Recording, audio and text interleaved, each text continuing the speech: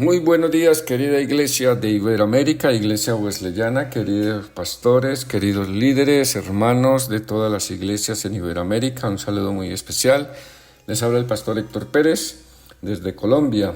Tenemos el privilegio hoy de compartir esta serie devocional Pensamientos de Oro, después de haber compartido en el mes de junio Corazón Ardiente de Juan Wesley, en el mes de la Wesleyanidad. Así que voy a compartir la palabra del Señor el día de hoy.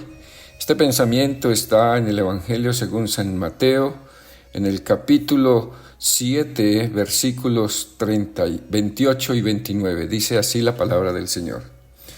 Y cuando terminó Jesús estas palabras, la gente se admiraba de su doctrina, porque les enseñaba como quien tiene autoridad, y no como los escribas.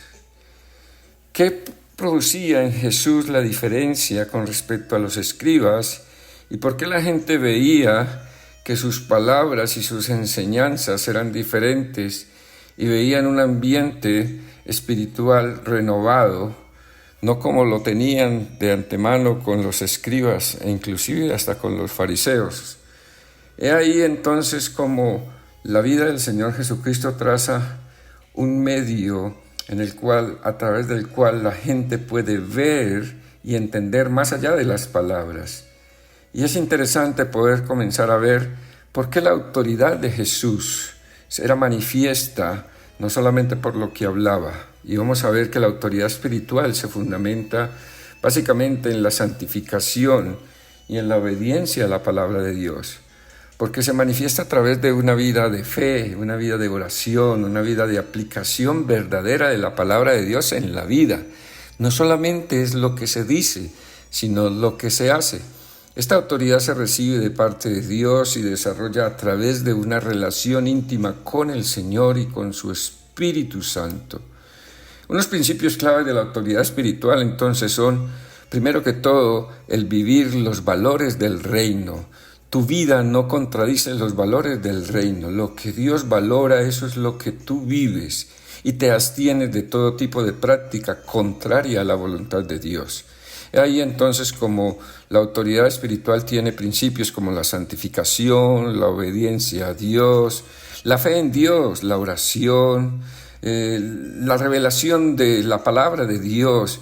Dios está manifestando una palabra viva para ti continuamente, amor, servicio, una vida de humildad, una cobertura espiritual que viene a ti de parte de Dios directamente y donde se reconoce que la autoridad viene de Dios y no de los hombres, la guía del Espíritu Santo en tu vida.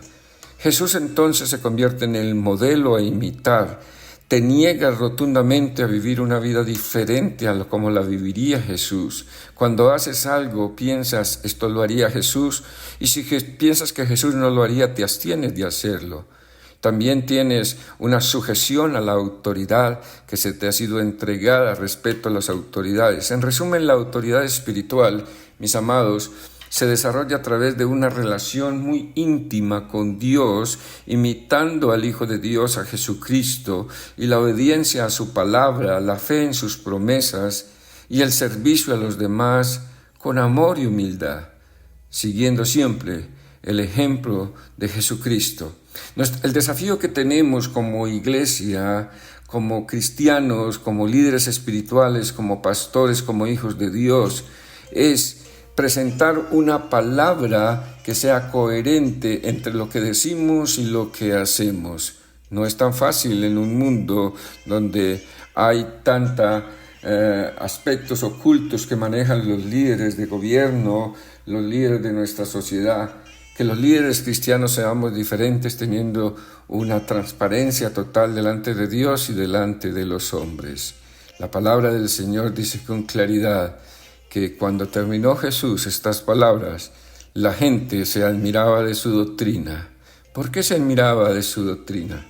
Porque les enseñaba como quien tiene autoridad y no como los escribas. Este es nuestro reto y desafío para tener una iglesia avivada, una iglesia en la cual cada persona confía en el liderazgo que se desarrolla desde sus autoridades y desde cada uno de ellos hacia sus familias. Por eso tendremos hogares sanos donde hay padres con autoridad espiritual.